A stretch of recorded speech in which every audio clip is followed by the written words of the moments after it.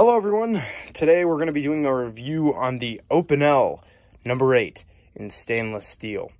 Now, this is going to be my first review, and the reason why I decided to make my first review of the Opinel is, for one, this knife was kind of the first knife I bought when I decided that I wanted to start collecting, on top of the fact that this is just the cheapest knife you can get that's actually a good functioning piece. So I felt like it was only right to just review this guy first. Now, full disclosure, I have a little bit of a bias towards this knife. This was, again, my first real collective piece, on top of the fact that this knife was the first knife I bought when I came to college. When I was younger, I was known for buying, big old knives from, like, Cold Steel and stuff, so this is a Voyager. But I was known for buying a lot of Cold Steel knives, so I have a very, very large collection of Cold Steel knives. But coming to college, I realized, like, I actually want to start carrying knives. I don't want to just, cut wood with knives. I want to actually carry them daily, especially because I find myself needing a knife every single day. So I decided to pick this guy up. For one, it's $16, which, I mean, come on now. And I've heard absolutely everywhere that this knife is a perfect way to start a collection. So I'm going to review this and give you guys kind of my opinion, what's good, what's bad, and if I would recommend this knife. Now, to start with what's good on this knife. Now, for one, the comfort. This knife is amazing in the hand, especially for mine. I have a relatively larger hand. I mean, my hand's bigger than the whole knife. But I find myself still being able to carry this guy comfortably. I mean, it gets a full grip for me, and it feels really nice in the hand. And talking about, the size here, this is not a very small knife. It's not a very big knife either. In fact, I'd say this is a very good size.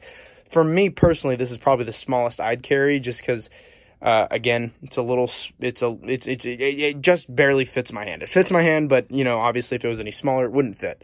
But giving this guy kind of a size comparison here, here's your Ontario Rat No. 1. Here's your Paramilitary 2 by Spyderco. Here's your ZT0452CF. And here's your Spyderco Endura. This will be the last little size comparison here. So you guys can see this knife really isn't very big. It's not very small either. And just overall, this knife is really good in that regard. It's not too big, not too small. It's perfect. I also do appreciate the steel and the blade. It's stainless steel. I remember I looked on their website to see what kind of stainless steel it was. I can't quite remember what it is, but I did see that people were saying that it was very good for edge retention, while also being really good at stain resistance, which is just phenomenal. That means that you can carry this guy and not have to worry about that blade rusting up on you, which I think is perfect. I love that. I don't necessarily have the time to be maintaining my knives every single day of my life, so it's nice to have a blade that you don't really have to worry about very much. Now, obviously, they do have a carbon steel version of this, and I heard that the carbon steel does hold an edge quite a bit better, but again, where you lack in that edge toughness, you make up for with the stainlessness. Now, another thing I like about this knife is the blade shape. The blade shape is pretty good and is very useful. It's good for a lot of everyday tasks. I find myself actually, when I first got this knife, this was the only knife I carried, and it was very, very easy to carry and use on daily. It was very nice for both of those reasons. The locking system is another thing that I find myself quite liking. It's very unique and very cool looking. And, you hand this to someone who's not necessarily a knife person, who doesn't know what an Opinel is. You hand this to them, they'll look at the bolster and be like, what the hell is this? And you'll tell them that's the locking system, and they're like, oh, okay. It's very unique, on top of the fact that it works so good, like really, really well. There's no blade play on this knife whatsoever, and that's just great. Another thing I'd like to say is just this knife's overall quality for the price is incredible. This has amazing quality. It's also got a really thin blade stock, so it's very slicey.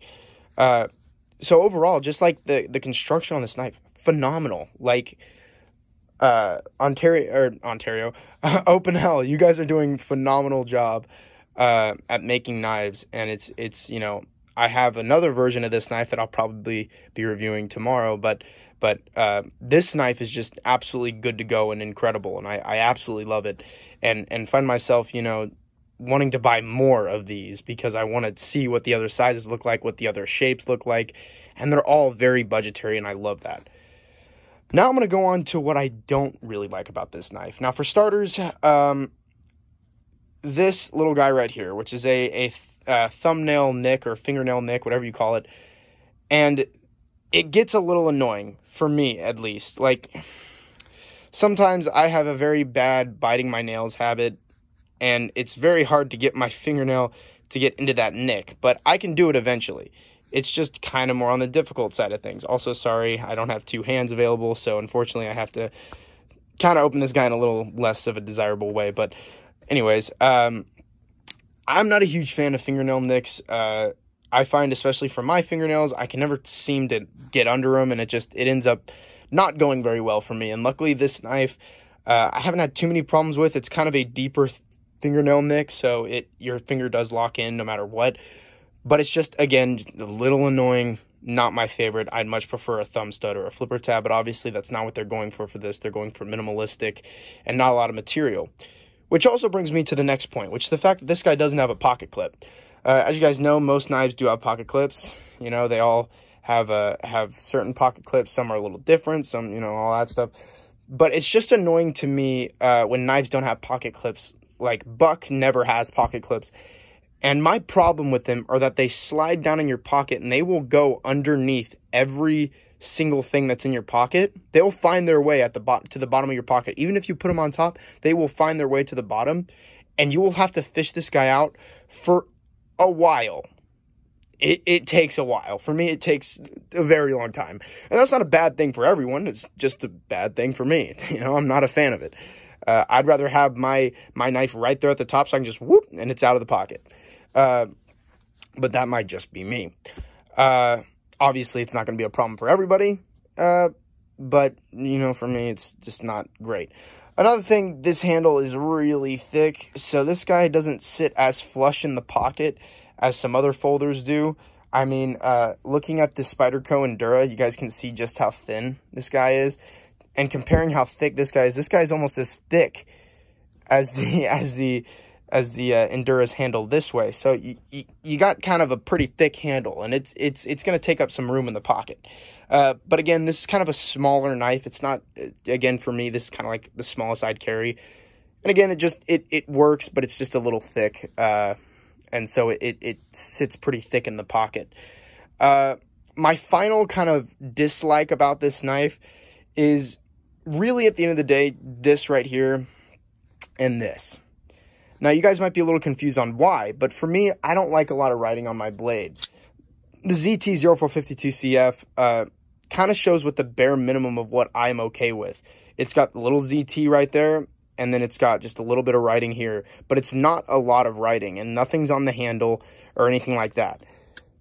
This guy decided to not only write Opinel on the blade, but also wrote Opinel on the handle in big letters, and I'm just a little distraught about that because this side's completely blank. This side, I think, is more attractive than this side.